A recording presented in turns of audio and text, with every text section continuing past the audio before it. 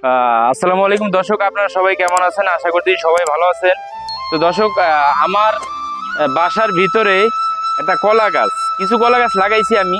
তো ওইখানে একটা কলা গাছে মাশাআল্লাহ, এই যে দেখেন, এই কলা হইছে। তো এইখানে যে কলার যে মোরচা বলা হয়, এক দেশের এক ভাষাতে বিভিন্ন ধরনের কথা বলে। তো আমাদের ভোলা জেলার ভিতরে আমরা মোরচা বলি। তো আমাকে এক ভাই পরামর্শ দিল যে এই এটার মোরচাটা কাইটা দেওয়ার জন্য। কেন কাইটা দেওয়ার জন্য বলছে? এটা কাইটা দিলে এটা নাকি কলাগুলো অনেক মোটা মোটা হয় আর কি। সেই জন্য মানে আমাকে এক ভাই বলছে, পরামর্শ দিল যে মানে এটা কাইটা দেওয়ার জন্য। তো দেখেন, আমি এটা এখন কাইটা দিতেছি, দেখি কাইটা দেওয়ার পরে কলাগুলা কিরকম হয়, কিরকম বড় হয়।